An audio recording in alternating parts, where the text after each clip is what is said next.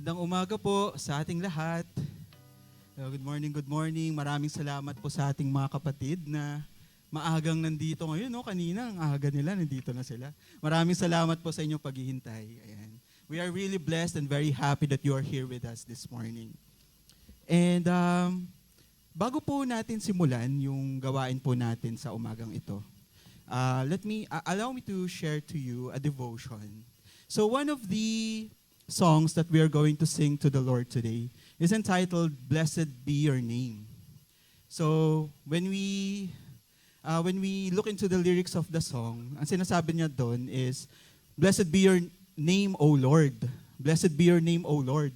So have you ever wondered na, kasi 'di ba normally ang ginagawa or ang sinasabi natin when we wanted to pray for the Lord's favor to be upon someone, sinasabi natin, God bless you. Di ba? Pero, how about, pag sinabi natin na, Lord, I bless you. Parang ano, di ba? Kumbaga parang hindi siya normal. Right? When we say, bless you, Lord. Kasi normally, God blesses us. Diba? Pero how about when we say, blessed be your name?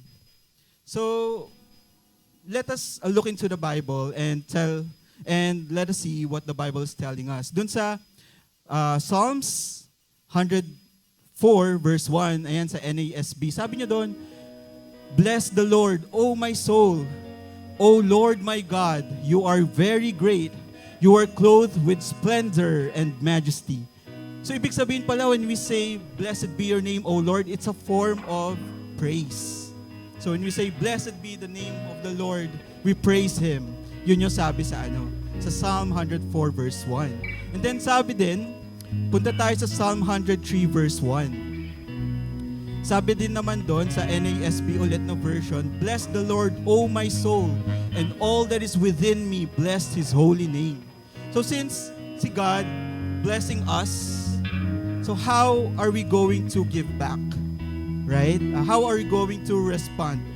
How are we going to respond to that blessing?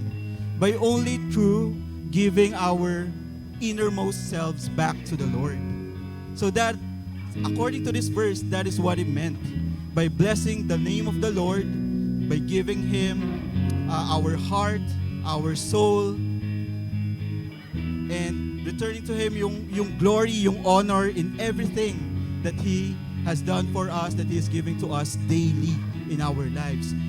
So, when we say bless the Lord, it just means that we praise and we worship the Lord.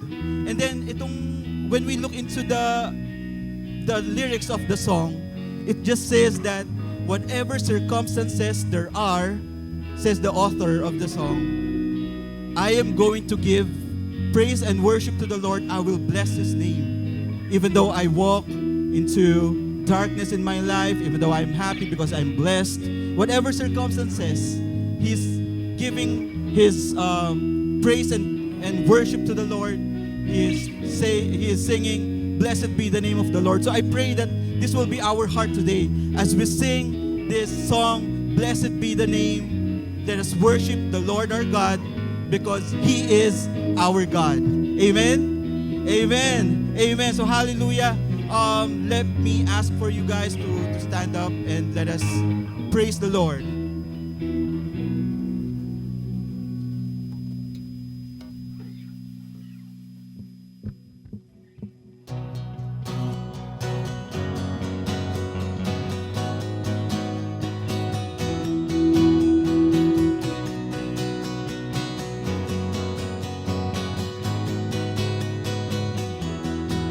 Sing with me, guys. Blessed be your name in the land that is plentiful, where your streams of abundance flow. Blessed be your name. Amen. Blessed be your name when I'm crowned in the desert place. So I walk through the wilderness. Blessed be your name. Every blessing you pour out, I'll turn back to praises. When the darkness closes in, Lord, still I will say, blessed be the name of the Lord. Blessed be your name. Declare this, church. Blessed be the name of the Lord. Blessed be your glorious name. Blessed be your name. When the sun's shining down on me, when the world's all as it should be, blessed be your name.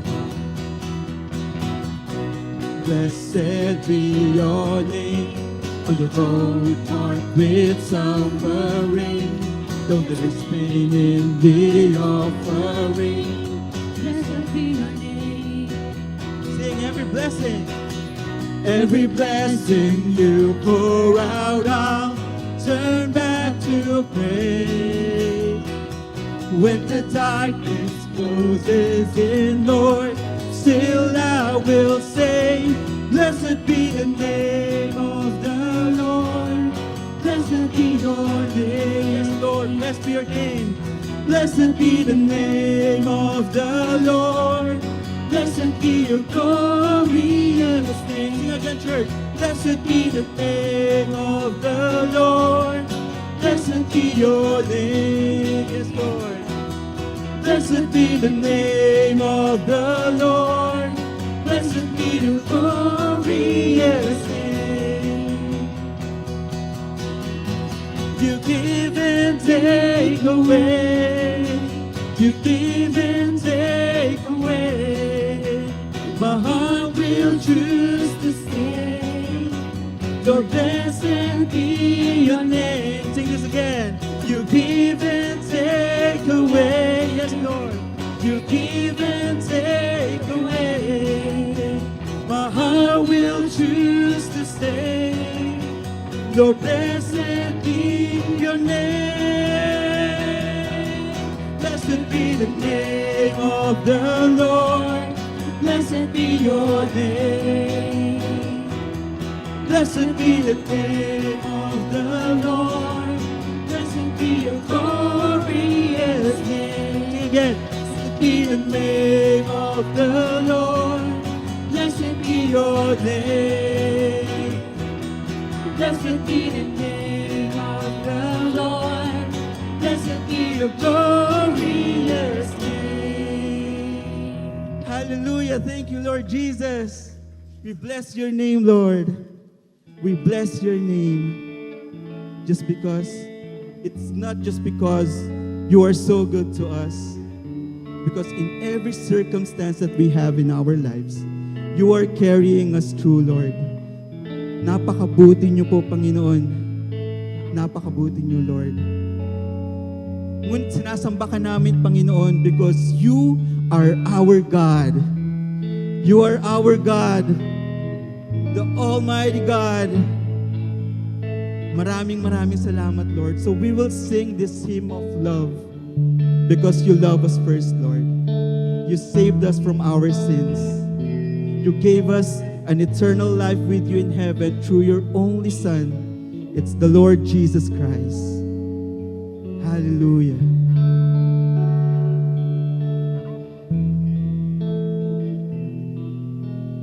You are forever in my life. You see me through the season. Cover me with your hand and lead me in your righteousness, and I look to you, and I wait on you. I'll sing to you, Lord, a hymn of love for your faithfulness to me. I'm carried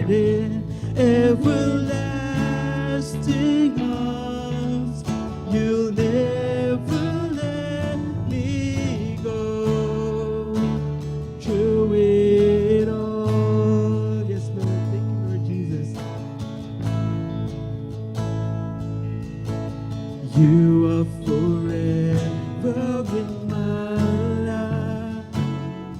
You see me through the season. Cover me with your hand and lead me in your righteousness, and I look to you, oh, and I wait on you. I'll sing to you, Lord, a hymn of love for your faithfulness to me. I'm carried in everlasting arms. You'll never let me go. Sing again, church. I'll sing to you, Lord, a hymn of love for your faithfulness to me. Carried in everlasting arms, you'll never let me go. Through it all. Hallelujah. Maraming salamat, Lord, sa inyong kabutihan, Panginoon. Tunay nga po, Lord, na kayo lamang po na aming Panginoon. Sing hallelujah, church.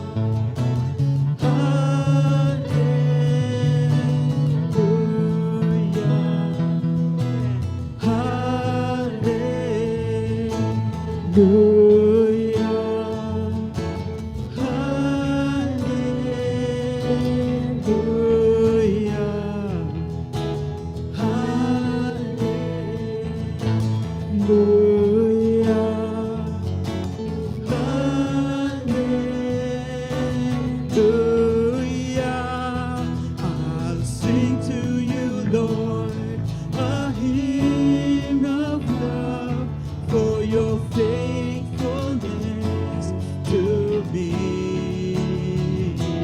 I'm carried in everlasting arms. You'll never let me go. Through it all.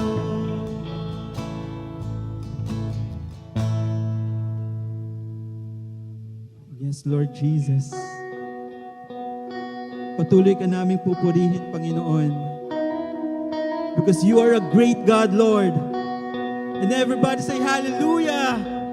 Hallelujah! Hallelujah, Lord Jesus. You are our great God.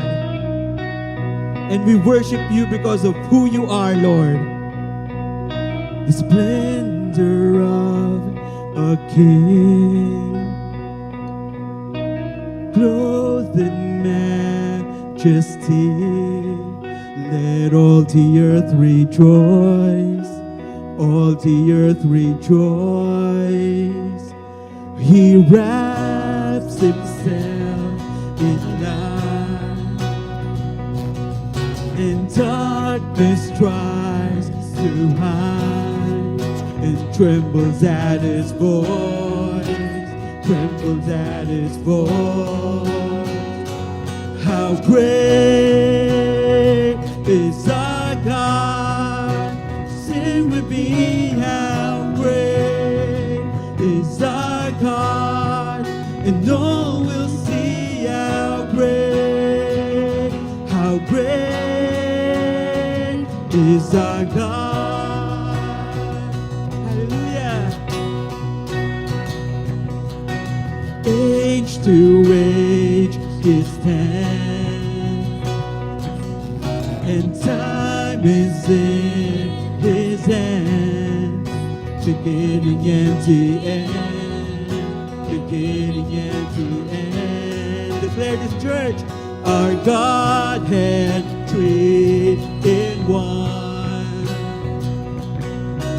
Father, Spirit, and Son, the Lion and the Lamb, the Lion and the Lamb. How great is our God? Sing with me, how great is our God? And all will see how great is our God. Name above all names, you're the name above all names. You are worthy of all praise, and my heart will sing how great is our God. Again, church, name above all names. You're the name above all names. You are worthy of all praise, and my heart will sing how great is our God. How great is our God?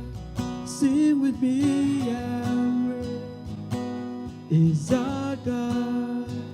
No, we'll see how great is our God. How great is our God? Oh, how great is our God? How great is our God? The whole world says, how great is our God? Oh, how great is our God? Oh, how great is our God?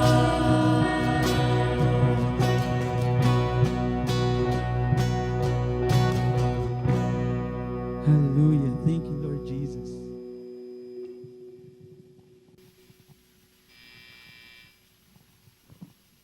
Hallelujah. Hallelujah. You are great and mighty, O Lord. Hallelujah. So let's all speak our blessings, our praises to the Lord. Hallelujah. Lift your lips to the Lord. Sing praises unto His name. Hallelujah. You are great, O God. You are great. You are great, O God. Lord, we want to thank you, Lord God, for your greatness sa buhay namin, Panginoon. For your life on the cross to redeem us, for your blood on the cross, Father, you are worthy to be praised. Ang karapat-dapat, Panginoon, na parusahan ay kami, Lord. Kami ang dapat na magbayad ng aming kasalanan. But you did not do that, Lord God. Dahil hindi namin kaya, kulang kami, Panginoon, to pay for all our sins. And today, Lord God, we are reminded how great you are dahil nahanapan niyo po ng paraan, Panginoon, para lamang kami ay maligtas, Lord God. That's why today, Lord God, we will continue to serve you and we will continue to read your word. We will continue to know more about you, Father, sapagkat kayo po ay dakila. And as we continue our worship sa inyo, Panginoon, lead us, Holy Spirit, by the blood of Jesus who justify us, by the power of the Holy Spirit who will sanctify us, Lord. Lead us, Lord God, to be with you in time of your glorification. So today, Lord God, lead us. Mold us, transform us, Panginoon, for your glory and honor. This we pray in the mighty name of our Lord Jesus. Amen and amen. Good morning po. Makakaupo na po tayong lahat.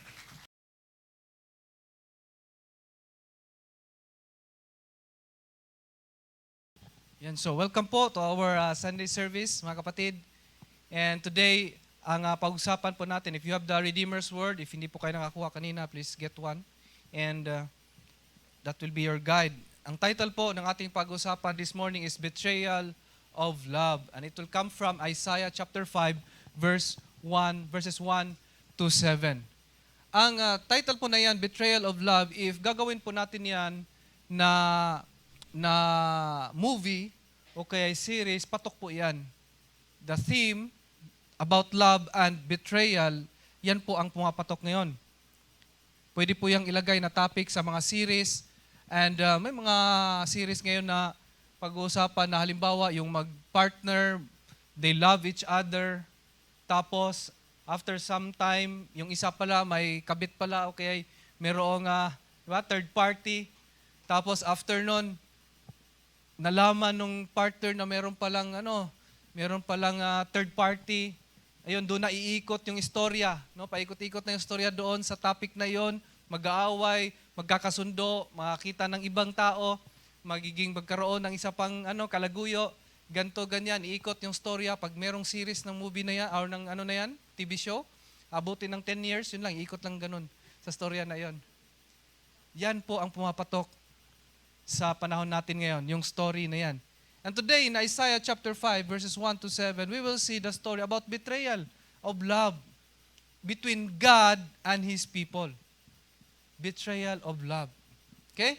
So, ilagay natin yan sa isipan and let's see how we're going to understand this and learn from this sapagkat based sa storya sa Israelite, yung relationship nila kay God, may makukuha po tayong mga principles na may apply po natin sa ating mga sarili. And we want to go out from this place later on na may dala-dala tayo. No? May dala-dala tayo later on na paano ba? Sino ba si Lord sa aking buhay? Paano ko ba siya mas lalong makikilala? Okay, so if you have your Bible or if you have the Redeemer's Word, tingnan po natin. Basahin po natin from Isaiah chapter 5 verses 1 to 7. I'll read from the NIV. Let me sing for my beloved, my beloved had a vineyard on a very fertile hill. He dug it and cleared it of stones and planted it with choice vines. He built a watchtower in the midst of it and hewed out a wine vat in it, and he looked for it to yield grapes, and it yielded wild grapes. Verse 3, now, you dwellers in Jerusalem and people of Judah, judge between me and my vineyard. What more could have been done for my vineyard than I have done for it? When I look for good grapes, why did it yield only bad? Verse 5, now I will tell you what am I going to do to my vineyard. I will take away its hedge, and it will be destroyed. I will break down its wall, and it will be trampled. I will make it a wasteland, neither pruned nor cultivated, and briars and thorns will grow there. I will command the clouds not to rain on it.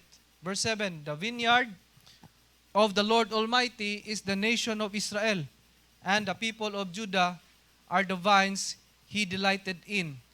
He looked for justice, but he saw bloodshed. For righteousness, but heard cries of distress.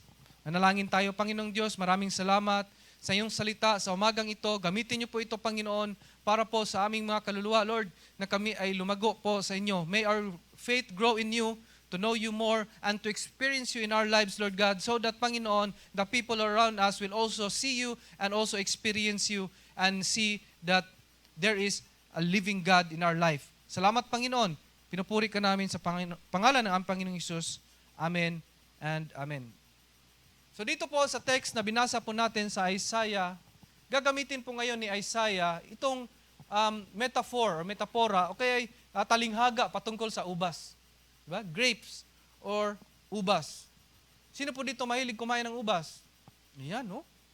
Yan, so I hope makaka-relate tayo dito sa pagkain ng ubas. Kasi pag-uusapan natin dito ngayon, pagtatanim ng ubas. Sino nagtatanim po dito ng ubas? Yan, mahilig lang po tayong kumain. Hindi po tayo mahilig magtanim at maghirap. Grapevines po during the time of Isaiah were cultivated halos lahat. Parang common po ito na tanim nila sa lahat ng time na yon sa Bible. And in some areas, yung mga farmers po at that time nagtatanim lang sa kanilang backyard o kaya ay pumupunta sila sa mas malayong lugar para doon magtanim. Sa iba naman na nagtatanim sa mas malayong lugar, sila ay naglalagay doon ng mga kubo para doon sila ay, siguro pag nainitan, doon sila magpapahinga o kaya ay kung gusto nilang bantayan ng kanilang vineyards, doon sila naglalagi. And those vineyards na mayroong parang kubo, luxury yun.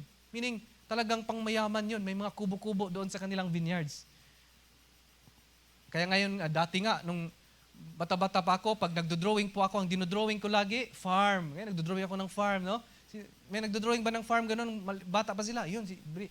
Magkaedad kami ni Bri. Sino pa ba iba? Ganun ang drawing. Oh, di ba? Oh.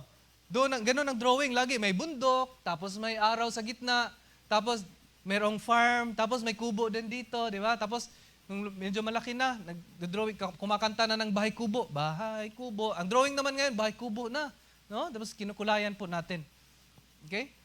So, at that time, pag merong vineyards at merong parang kubo doon, parang luxury na yun. Talagang mayaman siguro. And today po, meron tayong dalawang bagay na pag-aaralan at tatandaan. We will remember this because this will come from this text. Ang tatandaan po natin ay yung nandyan, nakasulat, GC. Ano ang GC? Group Chat. Okay? Hindi po. GC. Ang G ay God is at work and C is case against His people. It could be a case against you or it could be, based sa text dito, against His people, Israel. So tingnan po natin, let's see the first one. God is at work. Basahin po natin yung verse 1 and 2. I will sing for the one I love a song about his vineyard. My loved one had a vineyard on a fertile hillside. He dug it up and cleared it of stones and planted it with the choicest vines. He built a watchtower in it and cut out a winepress as well. Then he looked for a crop of good grapes, but it yielded only bad fruit. The chapter po begins with the love of the writer. Sinong nagsulat nito? Book of Isaiah? Si Isaiah. Siyempre, book of Isaiah. So si Isaiah nagsulat nito. So nung sinulat ito na Isaiah, kanta po ito. Kaya sabi niya in verse 1, I will sing for the one I love a song about his vineyard. So ang sabi ni Isaiah, mahal ko itong pagkakantahan kong ito. For the one I love. So kasama dito yung emosyon ngayon ni Isaiah. Kasi sabi na, for the one I love. In other translation, my beloved. No? My beloved. And since this is a song, binuhos po dito ni Isaiah ang kanyang puso patungkol sa nakikita niya all around him at that time, as well as kung ano ang mensahe ng Lord sa kanya. So ngayon, ang sinabi po diyan sa text na ito, sabi doon, about his vineyard or vineyard. In verse 7, dyan po sa Redeemer's Word, nandyan po sa verse 7, makikita natin in verse 7, sino ang vineyard? Sabi doon, for the vineyard of the Lord is the house of Israel, or yung Israel mismo. The nation of Israel. And the people of Judah are the vines He delighted in. So ilagay na natin ito sa isipan natin na pag sinasabi natin vineyard is the nation of Israel at kapag vines yung mga tao. Ibig sabihin, when we look back dito sa verse 1, makikita natin doon sa verse 1 that my love, sabi ni Isaiah, one had a vineyard on a fertile hillside. This only shows that God Himself laid out the vineyard, siya ang namili kung saan yung very fertile land. Planting it, anong ginamit doon? Planted it with the choicest, verse 2, choicest vines. Pinili niya yung mga tinanim niya doon. Siguro cuttings na healthy, walang aphids, di ba? Yun ang nilagay doon sa hillside. Tingnan natin. G, God is at work. Mayroong ginawa dito ang Panginoong Diyos. Ano ang ginawa dito ng Panginoong Diyos? In Psalm chapter 80, verses 8 to 9, ang sabi doon, basahin po natin dito sa screen, you brought a vine out of Egypt. You drove out the nations and planted it. Sabi doon, ikaw nagdala ng ubas galing sa Ehipto at ikaw ay tinaboy mo ang mga ibang bansa. At itinanim doon yung ubas. Verse 9, you cleared the ground for it. No? Parang ano to, mga farmers natin ngayon, di ba? Nililinis pa, di ba? Inaararo pa. And it took deep root and filled the land. This was about Israel. He drove out other nations. He brought Israel from the land of Egypt, from the land of slavery. At dinala niya ngayon dito sa tawag nilang land. Land of what? Land of promise. Pag dinescribe yung land of promise, anong other description of the land of promise pag binasa natin ang Bible? No, kung naalala lang natin, no, huwag kayong magbasa mabilisan ngayon. Another description of land of promise, ano? Land of milk and honey. Ibig sabihin talagang mataba yung lugar, masarap, nandoon lahat ng kailangan nila, galing doon. Abundant yung lugar. So God chose the land. Ang nagpili ng lugar na fertile, balik tayo doon sa text natin in Isaiah chapter 5 verse 1 and 2, ang pumili ng lugar is ang Panginoong Diyos at pinili niya ang fertile, in verse 1, fertile, no? Mataba, hillside, the best place for the grapevines. Ang Diyos ang pumili. Pinili ng Diyos na dito itanim. Kaya kung titingnan po natin ang ating buhay ngayon, wherever we are, sabihin natin, puro ako ngayon trials sa aking buhay, Panginoon. You have to realize that God is at work and He placed you in that place not because God wants you to suffer, but rather God is doing something in your life. Hindi pa nga lang tapos. In progress pa ang ginagawa ng Panginoong Diyos. That's why makita natin dito sa nation of Israel when they went into the land of milk and honey, bago sila dumating doon, napakarami pa silang pinagdaanan. Ang daming challenges to test their faith para makita nila yung faith nila kailangang patungkol talaga sa Lord at maiwasan, matanggal na yung bad habits nila of worshiping other gods. Gumagawa ang Panginoong Diyos. And in the end, nakita ito ni Isaiah that God's love and care ay nanggaling yun. God's love. Yun ang pinakita ng Panginoong Diyos. Meron siyang love, merong care that sustains and secures. So, ibig sabihin, ang pagmamahal o ang pag-ibig ng Diyos at ang kaniyang pag-aaruga ay siyang kailangan natin para tayo ay lumago. Kailangan nating masustain ang ating faith sa Lord. Without God, di ba, minsan, pag puro tayo problema, nasa gitna po tayo ng challenges sa ating buhay, nandyan yung mga karamdaman, pinagdadaanan natin, minsan, parang ayaw na natin magbasa ng Bible. Nakalimutan natin that the source of our strength and sustenance ay nanggaling po sa salita ng Panginoong Diyos. And God is the source. Kaya God's love and care sustains and secures. Kapag ka inaarugaan mo, kinikare mo yung isang bagay, talagang lalago po iyon. Recently po, ituloy ko yung storya ko about sa aking garden sa balcony sa bahay. Recently, dumating yung mother-in-law ko, nakita niya, ang ano naman itong oregano, parang punong-puno na yung pot, ang liliit pa ng dahon, lagi pa kaming inuubo. Diba? Lagi inuubo, kawawa yung oregano talaga siguro. Sabihin na oregano, I surrender, I commend my spirit. Gano'n na siguro sabihin na, ay sorry. Hyper kasi ako eh. Masyadong magalaw. Dapat dito lang magpipreach, oh.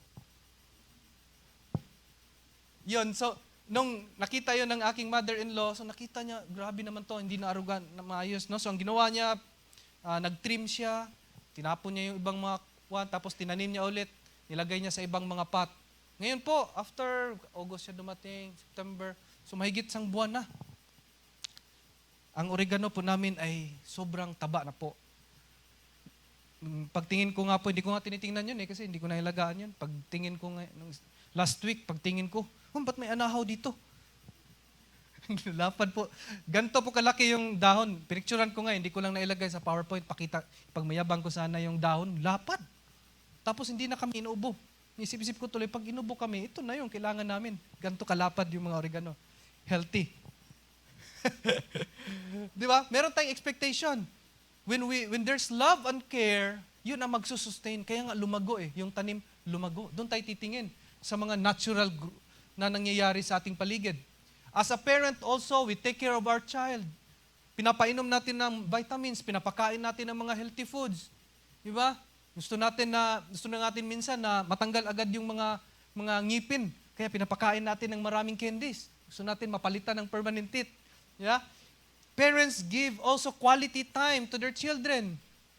Spend time with their children, makipaglaro sa mga bata, magbasa ng libro sa mga bata. And also, to us as Christians, we also teach them about the Word of God. We spend time with them to teach them para magkaroon sila ng spiritual time with the Lord. So that when they grow, they don't only grow emotionally, they also grow spiritually. Tapos sa mga mag-asawa, sabi nila, happy wife, happy life. Hindi yung totoo. Anong totoo? Happy spouse, happy house. Ganun dapat, di ba? Kuhawan mo yung mga husbands.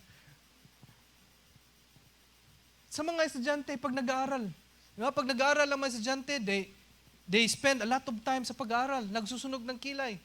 The result is good grades. That's the natural effect when there is love and care. Pag nag-aaral ako dati, talagang nilalagyan ko ng plastic cover yung aking books. Inaalagaan yung aking libro. Pag nagbabasa po ako, yung iba kong classmate kasi dati, nagsusulat dito sa mga edge lang ng libro. Ako, hindi ko sinusulatan yan. Inaalagaan ko ang aking aklat. Kaya later on, nagbunga yung love and care, no? To have good grades. The vineyard is a metaphor. Talinghaga po ito at it is applicable not only sa time ng mga Hebrews, but the time sa atin ngayon, to our Christian life. Sapagkat through Jesus Christ, God brought us out from our Egypt.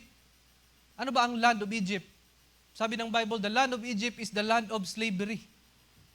Out from Egypt, diba? Deuteronomy chapter 5 verse 6, I am the Lord your God who brought you out of Egypt, out of the land of slavery.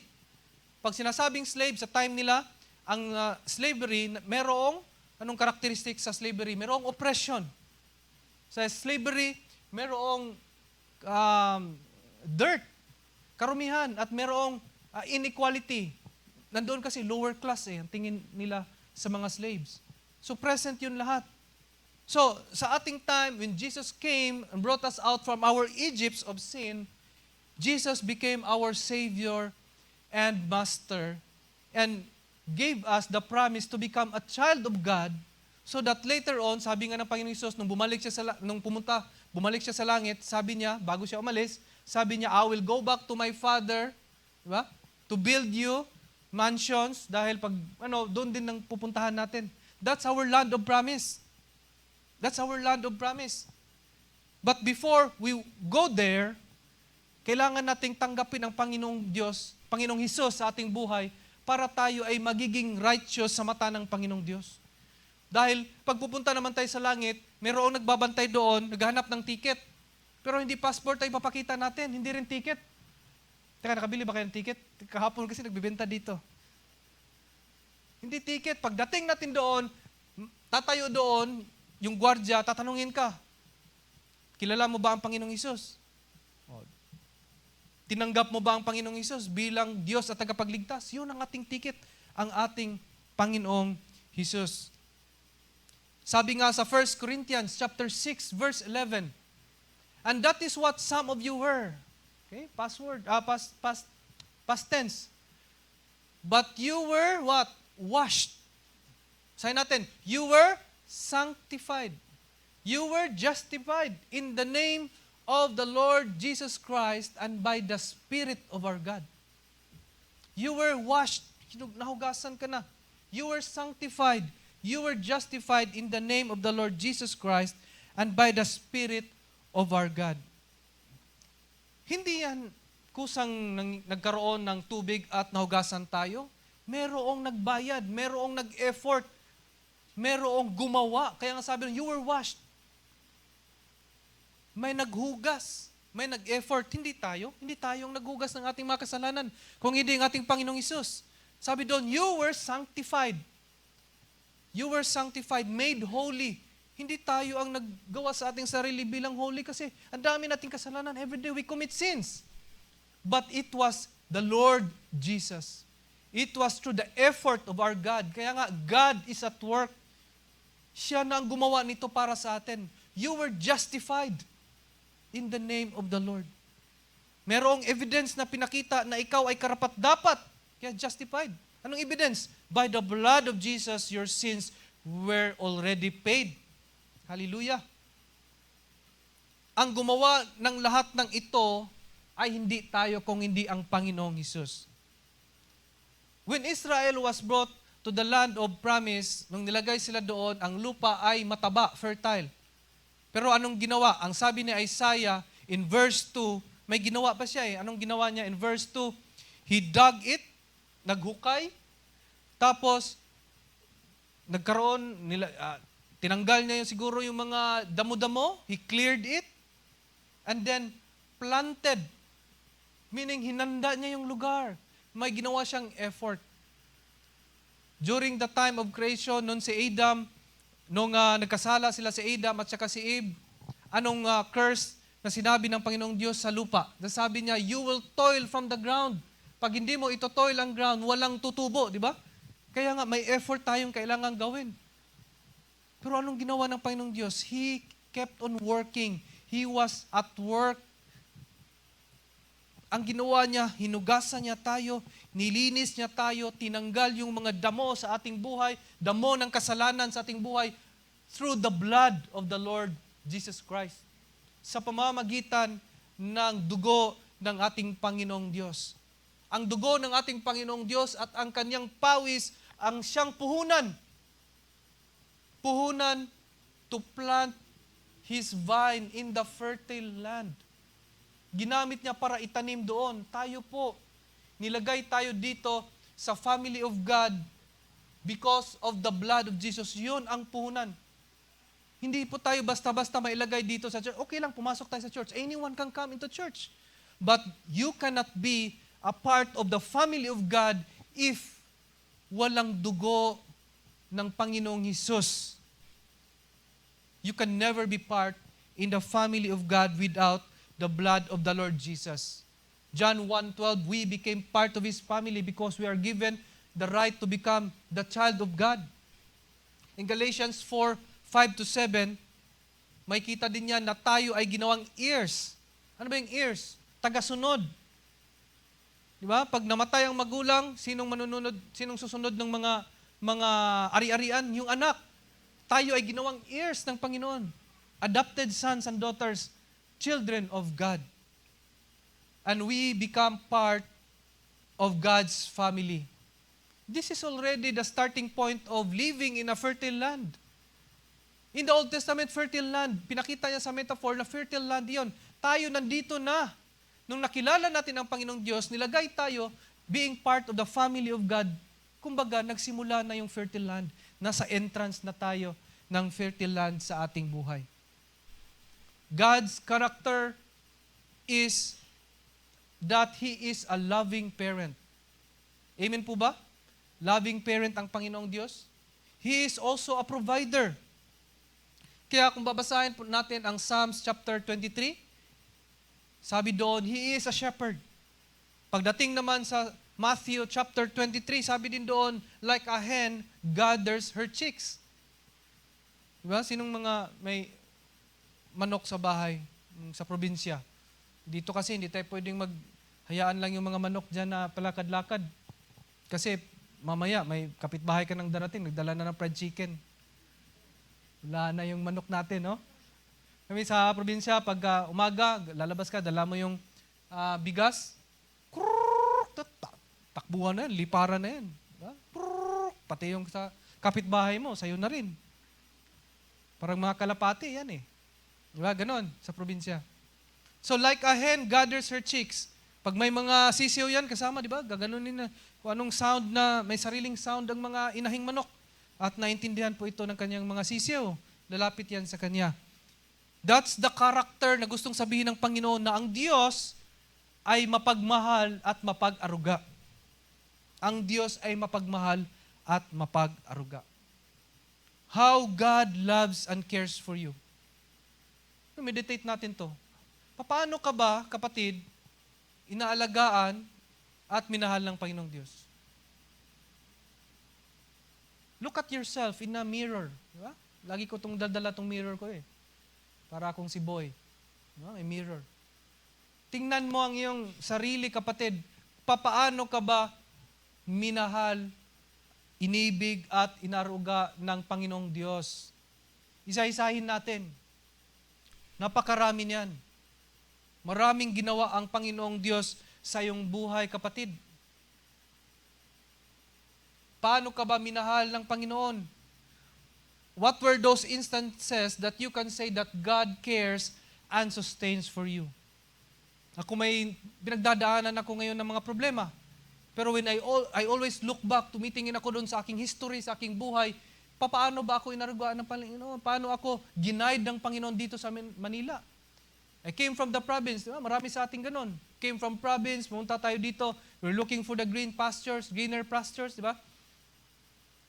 Yun pa lamang na tayo ay buhay ngayon, yun pa lang maraming mga bagay pwede nating isipin at balikan at pasalamatan sa Panginoon. Lord, maraming salamat.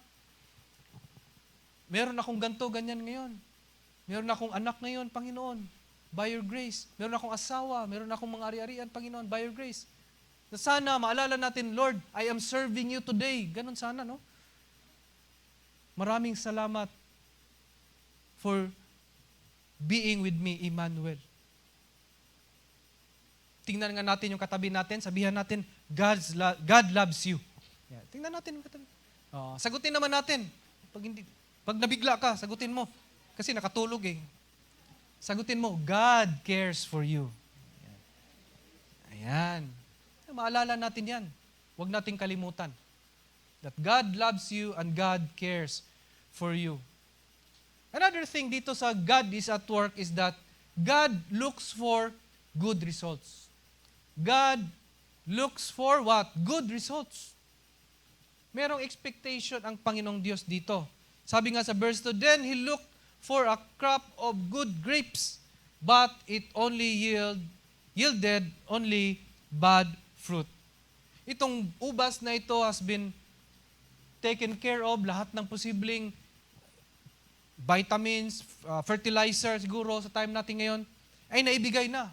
Lahat ng possible love, kind of love and care na ipakita na dito ng Panginoong Diyos. But wasted every opportunity and itong privilege na ito na alagaan ng Panginoong Diyos. Good fruit. Ano ba ang good fruit? Let us look at the good fruit according to the definition ng Panginoong Diyos. Hindi nung based sa definition natin. Kasi yung good fruit na sinasabi natin, definition natin ng mga tao, pag sinabing good fruit, anong definition natin? Iniisip natin, pag good fruit, marami akong ari-arian, marami akong sasakyan, di ba? Marami akong mga bagay na ganito, marami akong achievements, marami akong apelido sa aking pangalan, marami akong asawa, marami akong ano pa, di ba? Marami. Yun ang good fruit natin. World's definition. But according to the definition of God, He is looking for something else. Kaya nga, na-disappoint ang Panginoong dito eh. It yielded bad fruit.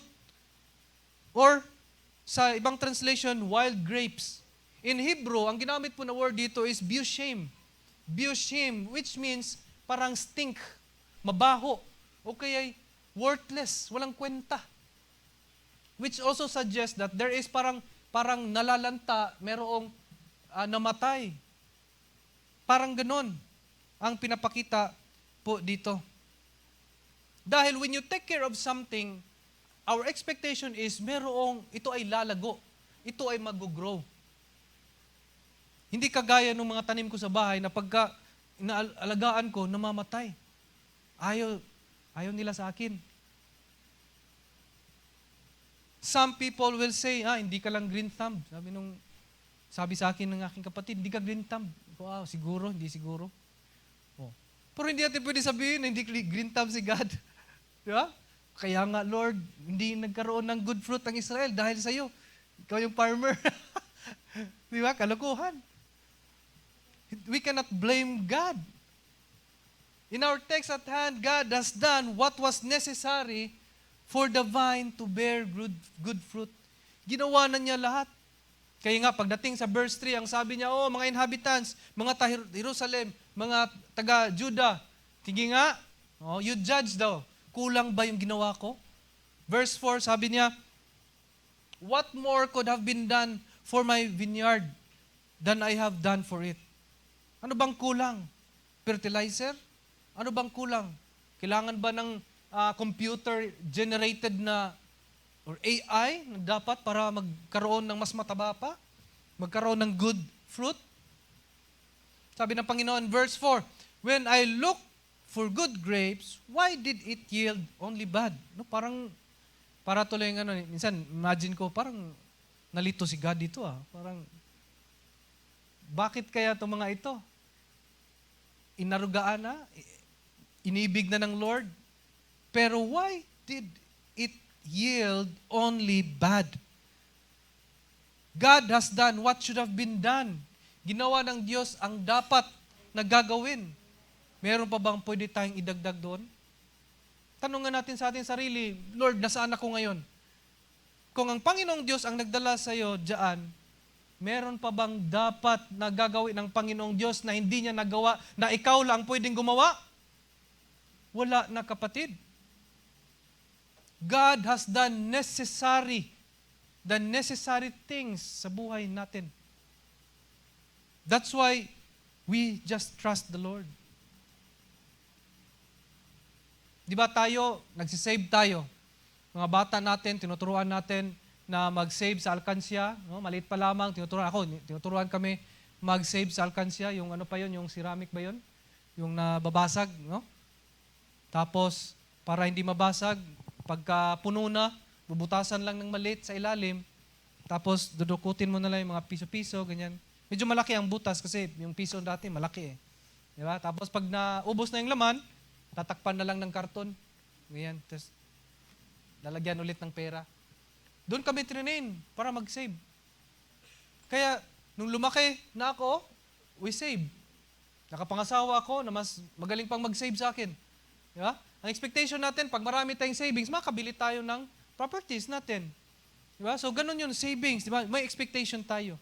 Yung iba naman, magaling magluto sa kusina. Nagluluto ng adobo. Di ba? Nagpakulo, 10 hours. Anong expectation mo din? Diba? May expectation tayo, 10 hours. 10 hours mong pinakuluan ng adobo. Anong resulta nun? Ha? Tuyo.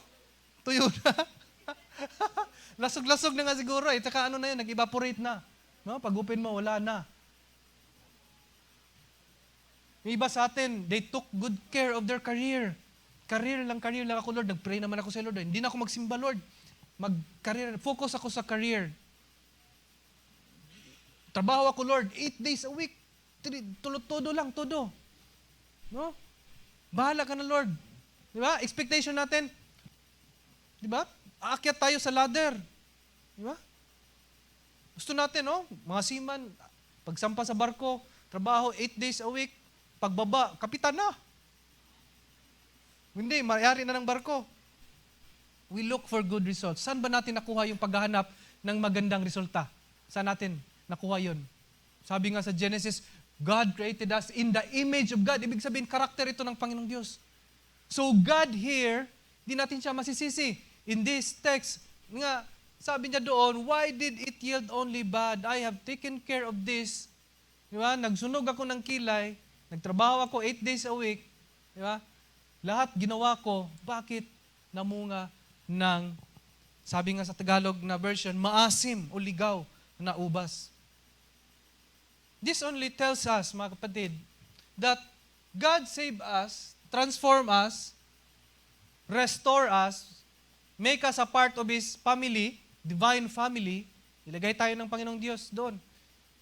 Kasi nung nagpipray tayo, pinakinggan tayo ng Panginoong Diyos, na-encounter natin ang Panginoong Hesus sa buhay natin. Kaya dito na tayo nag-church sa GRCF. Niligtas tayo ng Lord.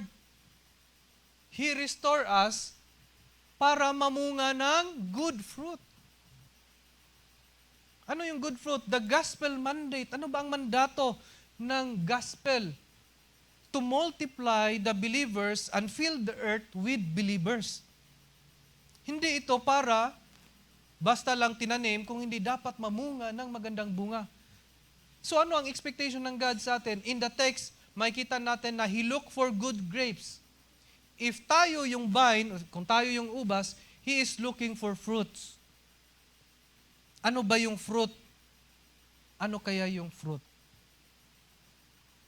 Kaya nga, sabihan nga natin yung katabi natin, tingnan po natin yung katabi natin, kung tao po yan, sabihin po natin, you are a child of God. You are a child of God. Tingnan din natin yung kabila. Ano ang bunga mo ngayon, sis? Bro. Ano bang bunga natin? Di ba? Ano ang bunga natin? Ano ba ang bunga na pinaghahawakan natin ngayon? Because God is looking for a good fruit. Sabi doon, when God is at work, there is, basahin natin, anong meron?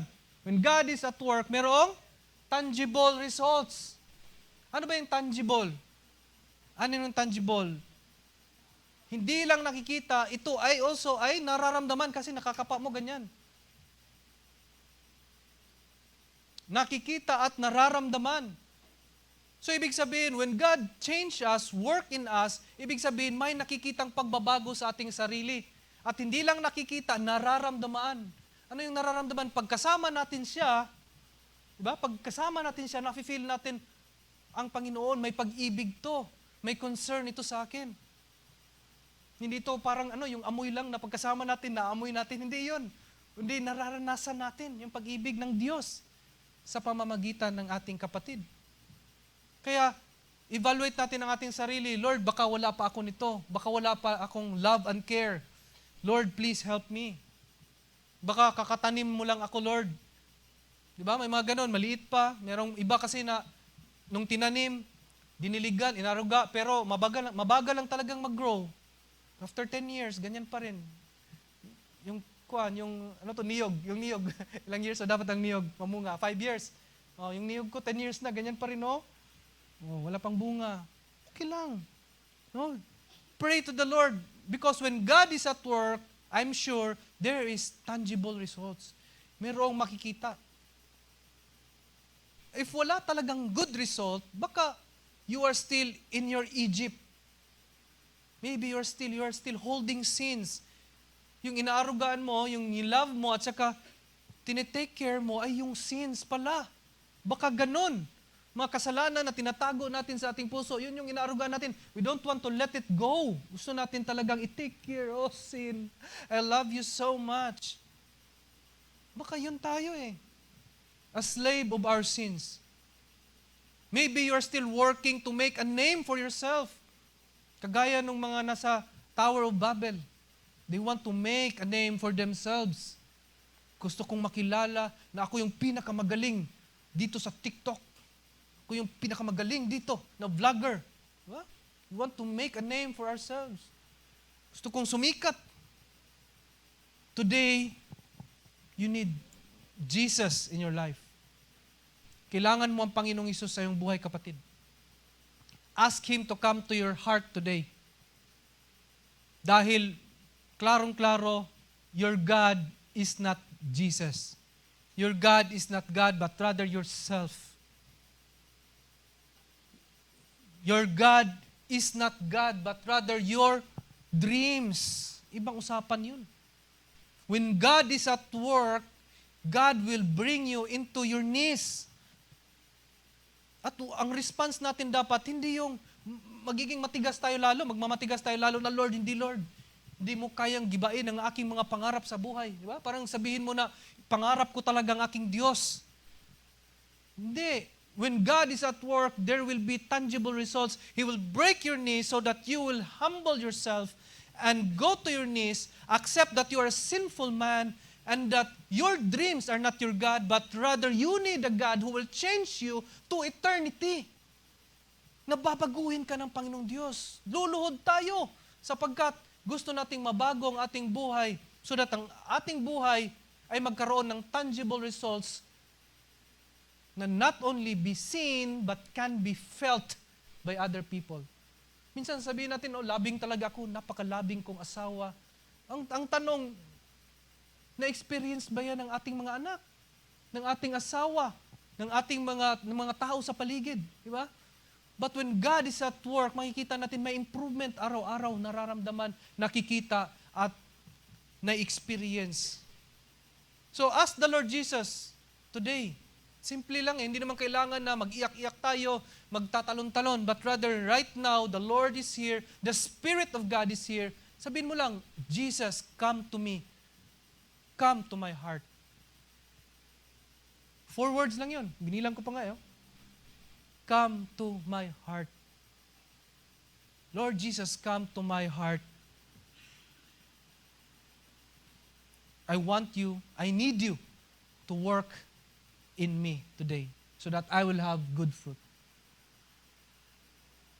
Second, first was God is at work. Pangalawa po, tuloy natin, case against His people. Merong case against His people.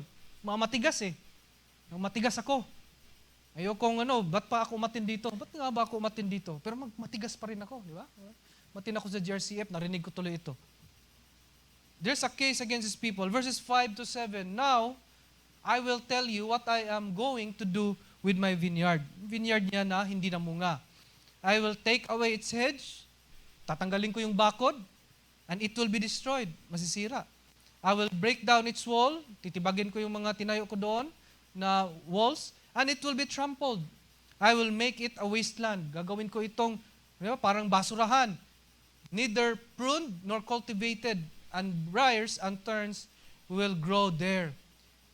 So, magte-take over yung mga damo dito. I will command the clouds not to rain on it. So wala pang rain. Verse 7, the vineyard of the Lord Almighty is the nation of Israel, and the people of Judah are the vines He delighted in. But when He looked for justice, wala siyang ibang nakikita, kundi bloodshed. When He looked for righteousness, ano nakikita niya? Cries of distress. This is the consequence. God is making a case against His people. These are my people. Ang expectation dito, dapat may good fruit. But since hindi, this is the case that I will make against my people. Wala akong nakikitang maayos. Kaya ang result, kaya ang magiging penalty, sisirain ko ito. God will not simply abandon, but will destroy it. Tingnan natin ulit yung actions from these verses. From the verses, sabi doon, take away its hedge or fence in verse 5. Okay, verse 5, take away its hedge. Ano ba ang purpose kung bakit naglalagay tayo ng bakod? Para hindi makuha ng iba. Para kung may mga, kagaya nila, may mga animals na papasok doon sa lugar, hindi sisirain, hindi aapakan, no? Or hindi kakainin yung bunga ng vineyards, o kaya kakainin. Break down its wall and make it a wasteland. Kaya ang wasteland is talagang walang nabubuhay. Will not be cultivated and no rain.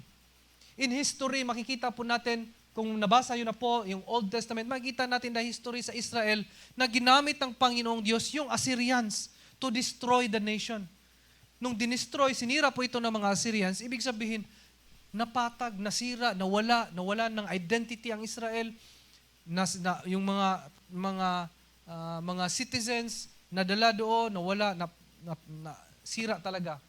Nawala na ng dangal. And what happened to the nation can also be repeated to His people when they refuse to bear good fruit. Pwedeng ulitin, gagawin ulit ito ng Panginoong Diyos kapag we refuse to bear good fruit. God poured out His love. Ano ang binuhos ng Panginoong Diyos nung ginawa niya ito? Pag-ibig. Kaya nga dito, ang kaso, anong kaso dito? Betrayal of love. betrayal of God's love. Kataksilan sa pag-ibig ng Diyos. Anong ginawa ng Panginoong Diyos? Tingnan natin sa perspective ni God. God loved. God cared. But the vine did not bear any good fruit. Anong effect sa kanya? It broke his heart. Umibig, pero nabigo. Umibig ang Panginoong Diyos, pero nabigo. No, magandang gawa ng movie yan, di ba? Patok sa takilya. Umibig, pero nabigo. Ano ba ang hinanap ni God? Bakit nasabi nating nabigo si God? What is the good result of God's love? Verse 7, tingnan po natin verse 7. God looked for what? Okay, in-underline ko na po yan. He looked for, basahin natin, sabihin natin, justice. But he saw, bloodshed. Dugo lang, nakita niya. He looked for justice. Ano ba ang justice? Katarungan. Kung merong inapi, tutulungan. In the first place, dapat hindi mangapi. Bad. Pero justice. Pero ang nakita niya ngayon ay pagdanak ng dugo. Bloodshed. May pinatay, may inapi, may inagawan ng lupa, may inagawan ng kahit may titulo, inagawan pa rin. Di ba? Sabi nga nila, magpakasal daw, may marriage contract, pero inagaw pa rin ng iba, nabigo. Yeah? But sabi doon, may isa pang hinanap ang Panginoong Diyos. Second one, righteousness. Katwiran. Pero ang nakita ng Panginoong Diyos ay cries of distress o pang-aapi. Violence. Sige nga, when God comes today, right now, in this very moment, and He goes straight to your heart, He will look for justice. Makikita ba niya ngayon? Amen. Praise the Lord, dito sa church na ito. When God comes into your heart right now, at bubuksan ngayon yung aklat na yung puso, pag open ganyan, He's looking for what? Righteousness. Anong makikita niya? Righteousness? Amen. No?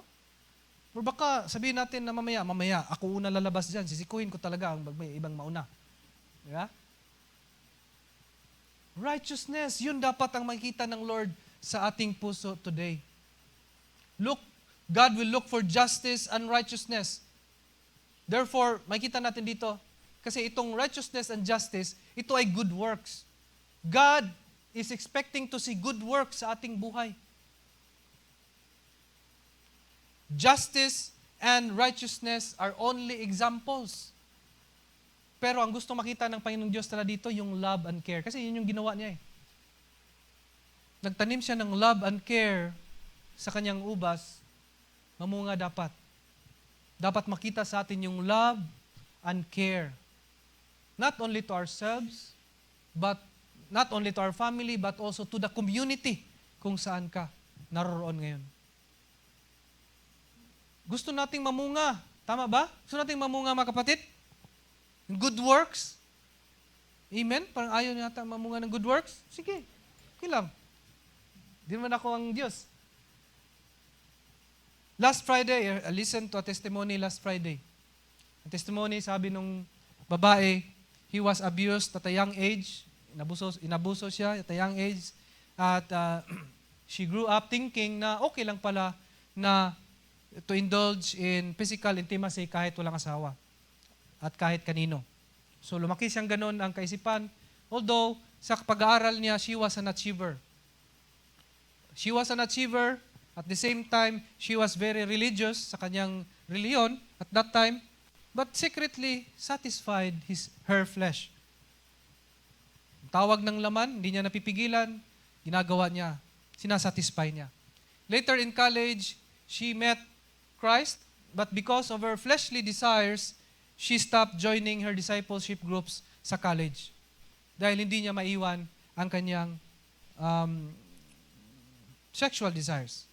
Later, nung nagkatrabaho na siya, maganda yung kanyang trabaho, she worked doon sa kanyang opisina, nagkaroon ng active na Bible studies.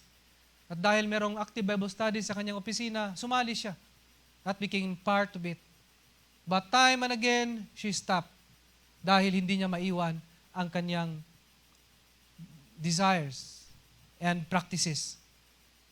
Until the last time she encountered God, nung nagkaroon na po ng retreat, later, many years after that, sabi niya, she surrendered her all to the Lord. And when she surrendered all to the Lord, she decided to finally stop immorality sa kanyang buhay by starting, her first step is to broke up with her boyfriend, na kung saan lagi siyang nagkakasala. She broke up with her boyfriend and flee against the bad habit of satisfying her physical needs, sexual needs. Today, sabi niya, she has her own discipleship group. She handles counseling and lead Bible studies in her own. She was with her first love again, with the Lord Jesus Christ. Many times, she betrayed the love of the Lord, but nagkaroon siya ngayon ng pagbabago when she repented with all of her heart and nagkaroon siya ng real transformation of the Spirit. Nagawa niya iyon dahil because of the sincerity of her heart na humingi na ng magkaroon ng pagsisisi na sa Panginoong Diyos. But the many years na inaruga niya yung kasalanan na yon, she did not bear good fruit.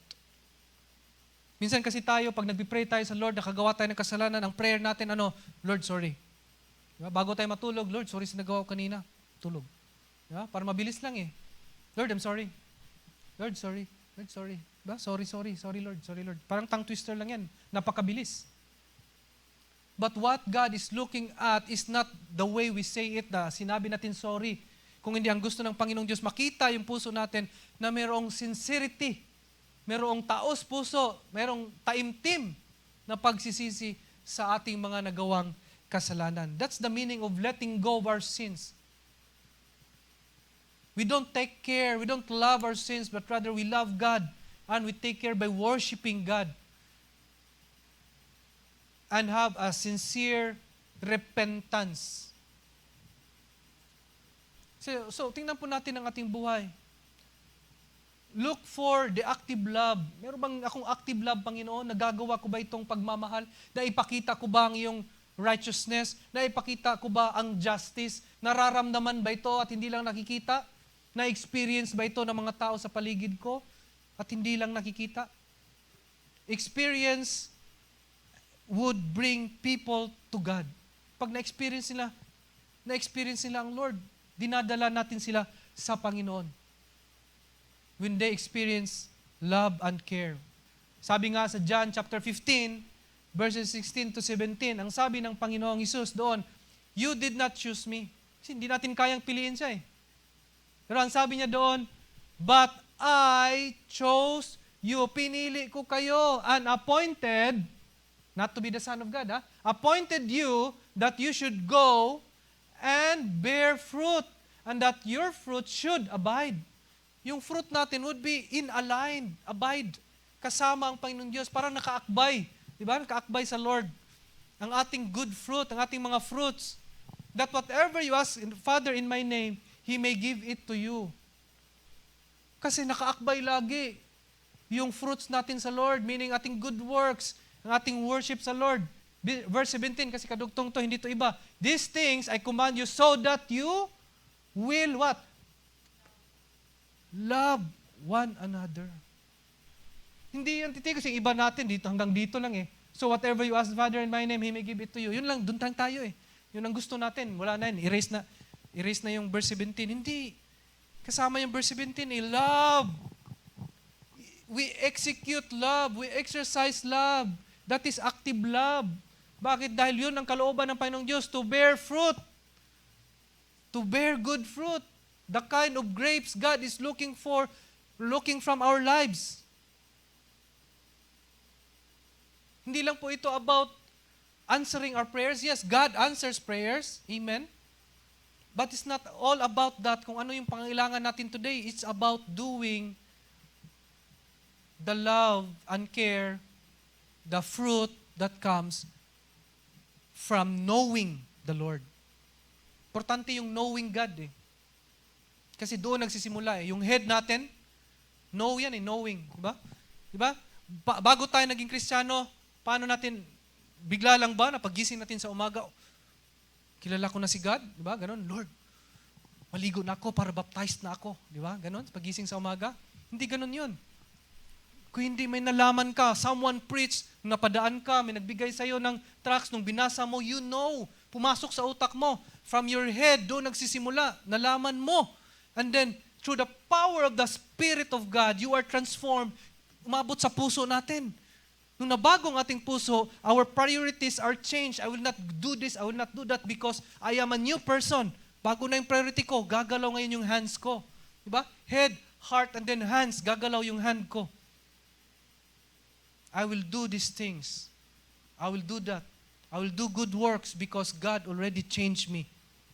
Kaya nga sabi ni D.L. Moody, isang well-known na ebanghilista in the years 1860 to 1900, si D.L. Moody, kilala po ito ng mga nagsiseminary at saka sa mga nagbabasa, that during those time, 1860 po ito at 1900, ano bang time na ito? Ito yung panahon ng mga katipunan. No? Tayo, at that time, iniisip talaga natin yung pakikibaka. Pero sa time nila noon, iniisip na nila ang pag-evangelize, no? Sa sanlibutan. Pumunta siya sa US, sa US siya galing, nag-preach siya ng thousands, no? Nag-evangelize siya thousands.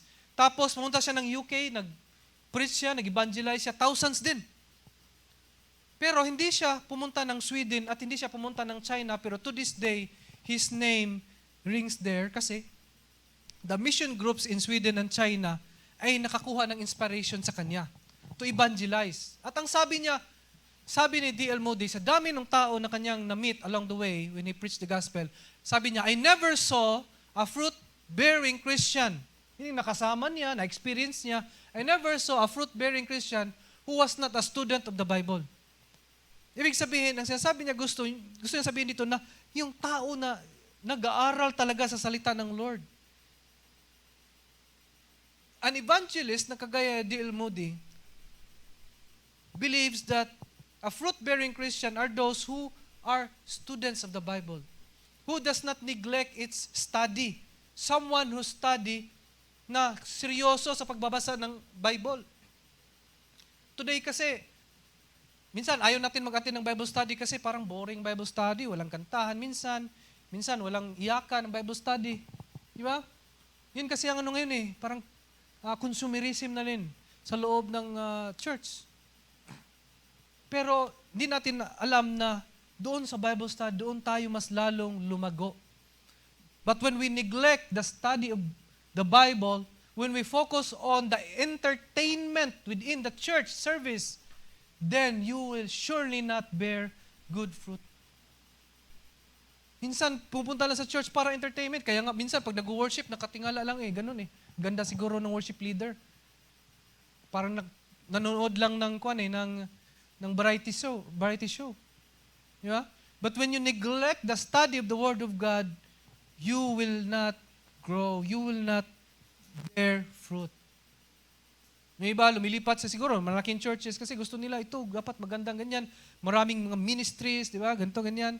But sometimes, yung overly emphasis doon sa mga accessories lamang, doon tayo nasisira Balik tayo doon sa core, which is the study of the Word of God.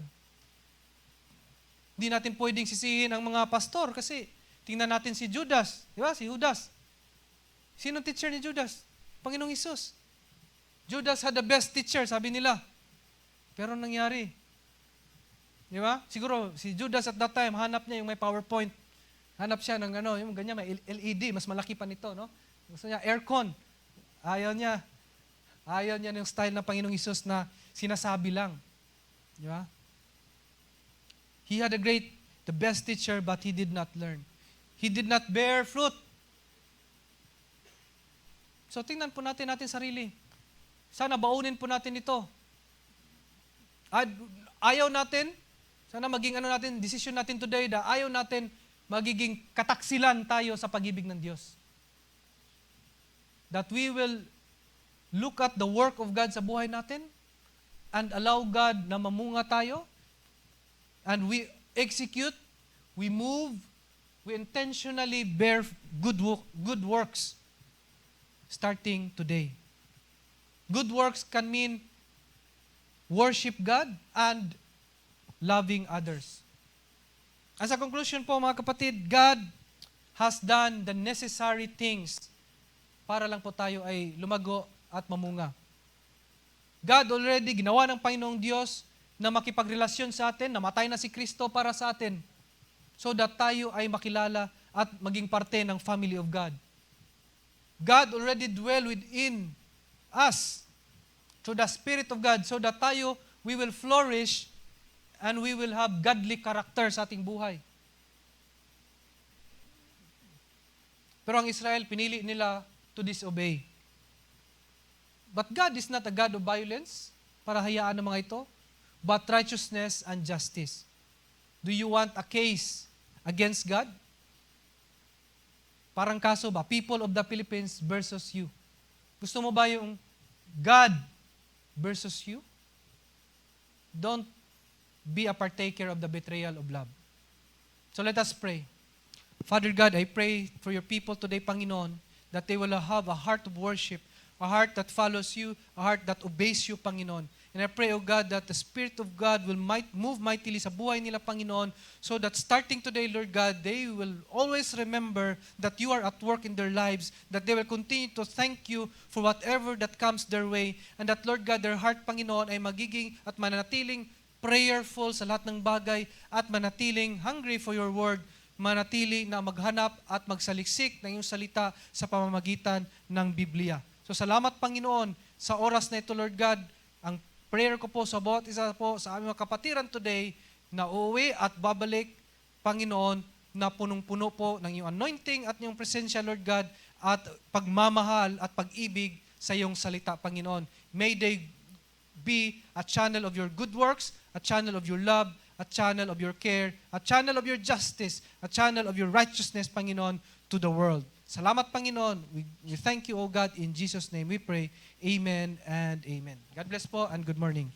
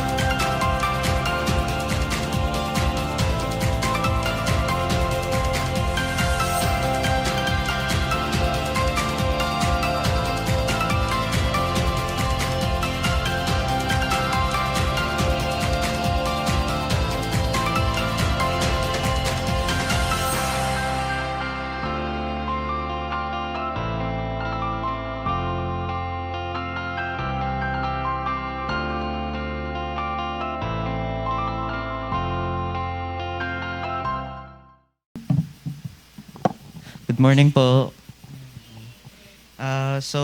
Salamat po kay Pastor Elijah po for the very refreshing preaching po today. Prepare for your love offering po or tithes. Sa special announcement po, may statement of faith mamaya pong 1 p.m. May lunch po yan ngayon. And yung usual announcement, we invite any or encourage any personnel na in need ng church ng volunteers for kids ministry or ushering or praise and worship group. Just please go to the respective leaders. May first-timers po ba? Any first-timers po? You may stand. Wala po? Okay.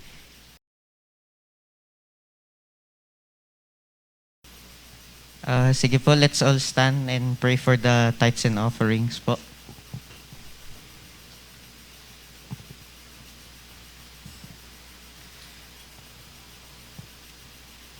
Sige, let's pray.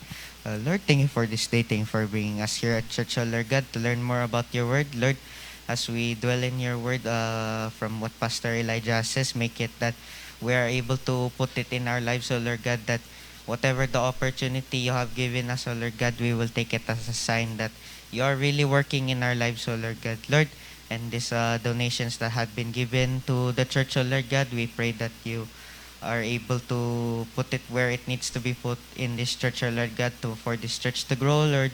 And we ask you to forgive everyone's sins and continue to bless us and heal us, O Lord God, if anyone is sick. Lord, we ask you for guidance and wisdom in everything that we do, or if there's any big opportunities arising in our life. We give you all the glory in Jesus' name. Amen.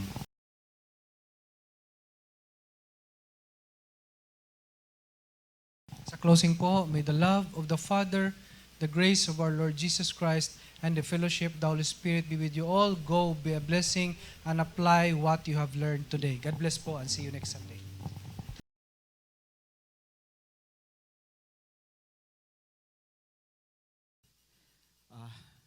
So as we go about in our own ways, ayan, let us again worship the Lord our God and thank Him for all that He has done in our lives. Amen. Hallelujah. Let's sing this song. Blessed be your name.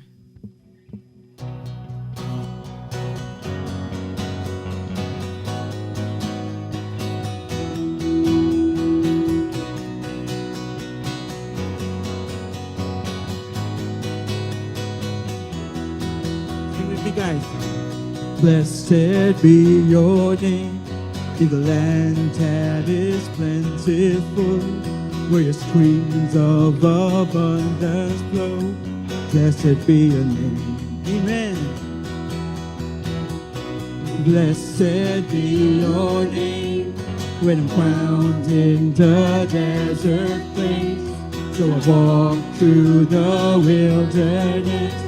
Blessed be your name. Every blessing you pour out, I'll turn back to praises.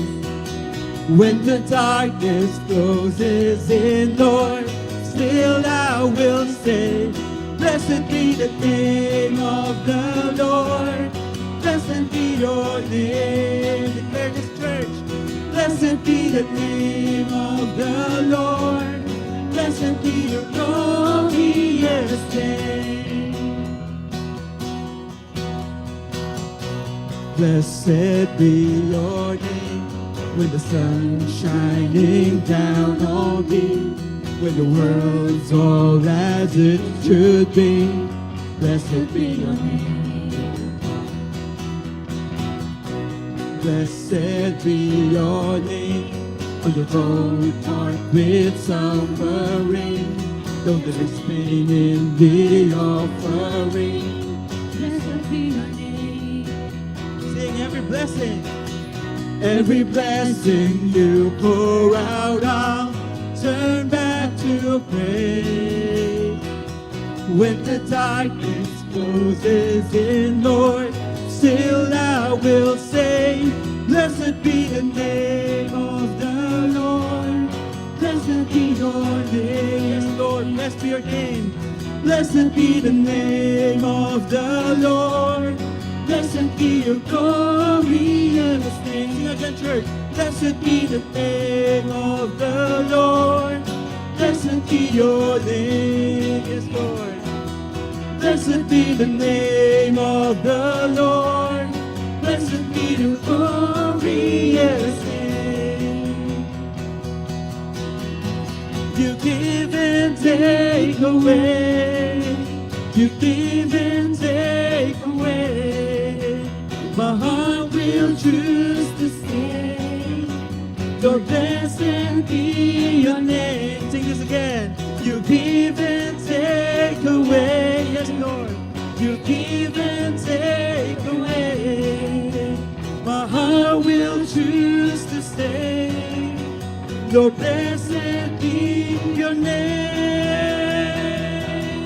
Blessed be the name of the Lord. Blessed be your name. Blessed be the name of the Lord. Blessed be your glorious name. Again. Blessed be the name of the Lord. Blessed be your name. Blessed be the name of the Lord. Blessed be your glorious name. Hallelujah. Thank you, Lord Jesus.